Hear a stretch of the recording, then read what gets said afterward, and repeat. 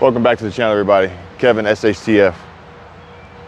I received an email from a subscriber who shares the following insider information. And this is part of what I've been warning you guys about. I want you to pay attention to what I'm going to read to you now.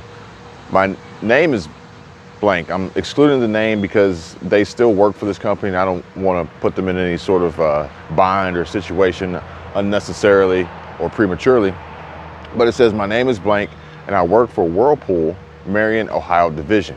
First off, thank you for the subscriber who sent this email in. I really do appreciate you giving the heads up and allowing me to share this information with the family, with the community, to help everyone prepare better for SHTF that is coming our way fast and hard. The email goes on to say that we have about 3,000 people that work at this plant on all 3 shifts. We just had a 600-person voluntary layoff.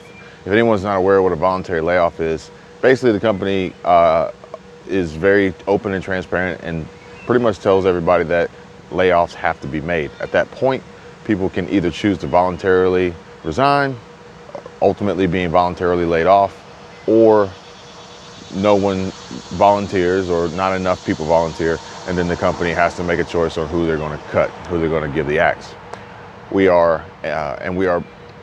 The email goes on to say, and we are on a 4th of July plant-wide layoff, and we're having an additional a couple hundred more voluntary layoffs from now until the 2nd week of September.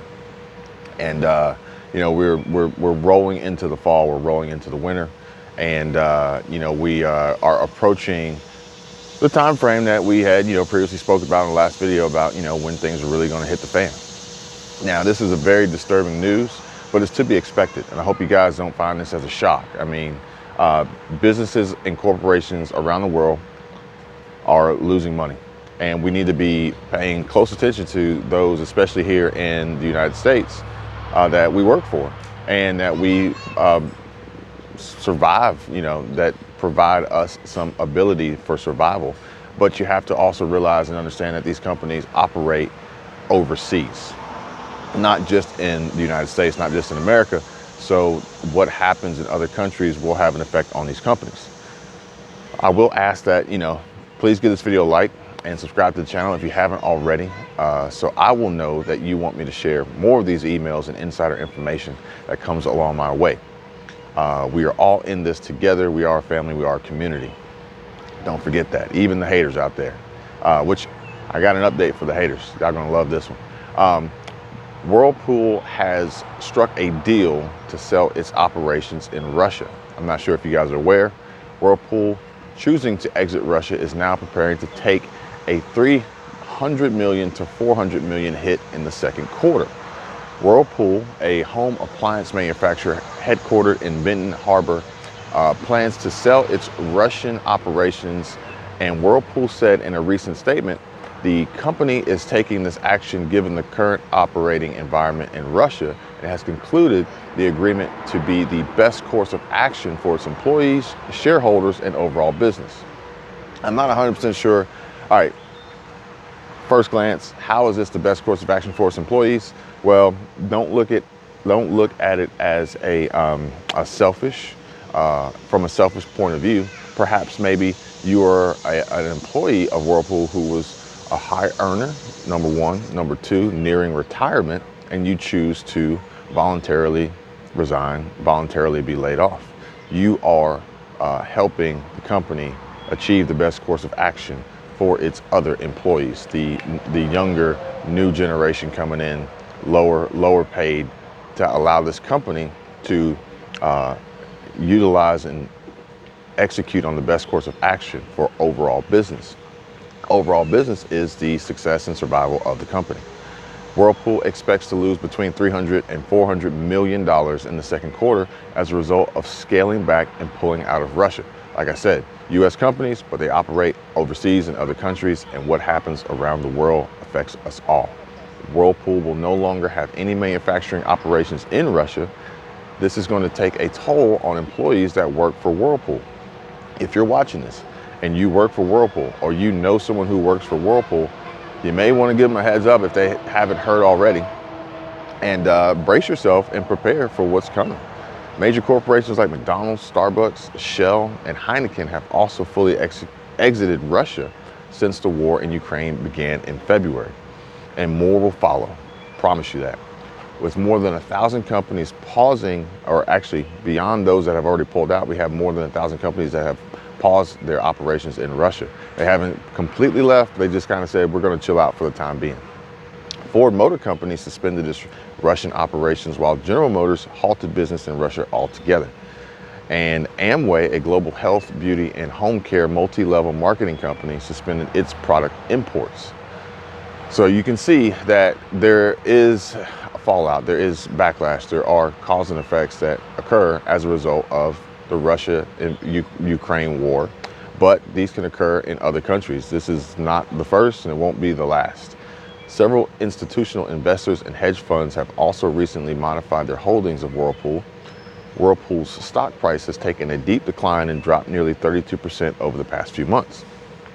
So what does Whirlpool's exit from Russia and the potential calculated loss of up to $400 million mean to you? Well, I mean, you know, this is part of our global economy. This is a part of our national economy. And, you know, to see Whirlpool's stock decline 32%, to see people losing their jobs, to see the company anticipating losses of up to $400 million in Q2 or Q3 is a clear sign and indication of we are in a recession.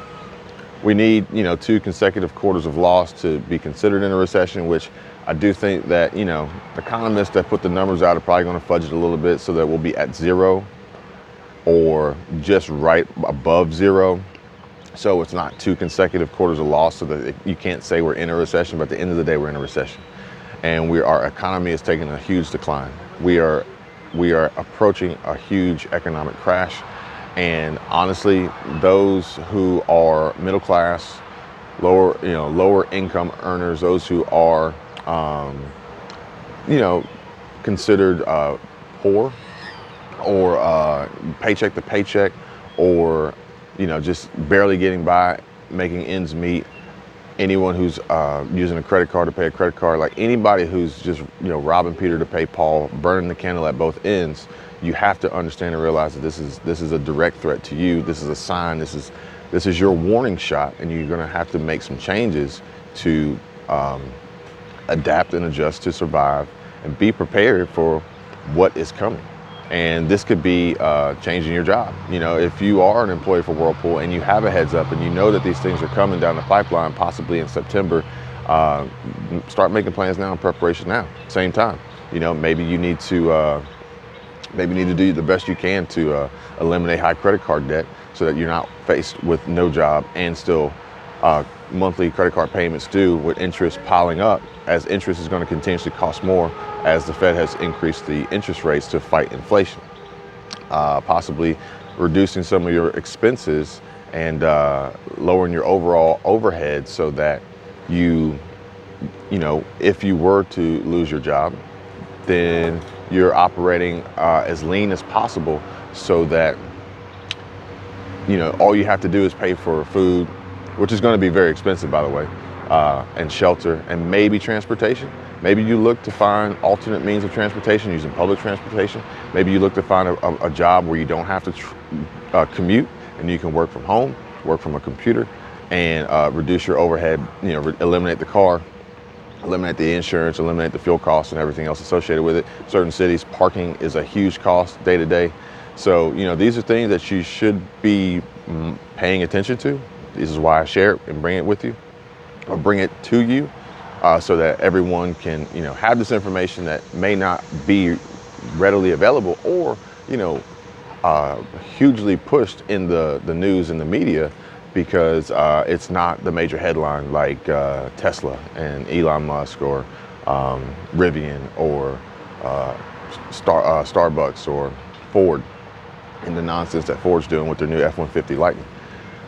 Just sharing it with you guys. If you want more of this, go ahead, hit the like button, subscribe to the channel if you haven't already. I would appreciate that. And it lets me know that you enjoy the content that I'm bringing to you, and it's helpful to you as well. Like I said, I do have an update for the haters in the comments, especially as it relates to the spam and the recent increase in spam which is unbelievable. But again, this is part of being prepared. There's going to be a lot of scammers out there, and the scammers are going to utilize spam and comments and different things to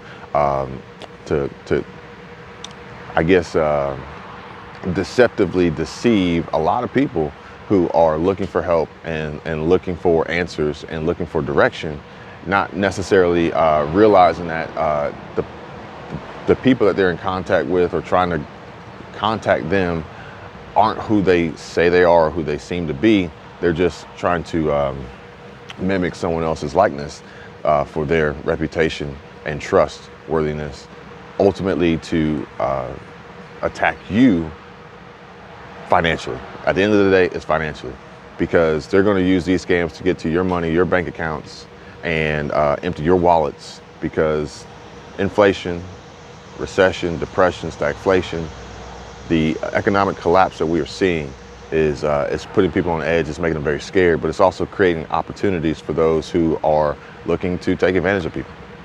And this is actually creating an opportunity for me now to go ahead and eat breakfast. Careful, the handle broke. Oh, the handle broke? It flipped out, that's why it's all over the place. Okay. But Well, I was carrying it over there. we're actually eating. Oh, wow. Yeah, Man. that's what I said. It flipped. Well, Michelle, actually, she I she just made these eggs, which you guys will see in a future video. We got these from, it doesn't say. Mosey Farm. It doesn't say what farm, but we got these farm fresh eggs, hand-picked after the chickens had laid them. And now we're gonna eat breakfast, and then before we roll out of here. Thank you guys for watching. I really do appreciate it. Again, like, subscribe, share, comment. I'll see you guys on the next. Take care. Bye.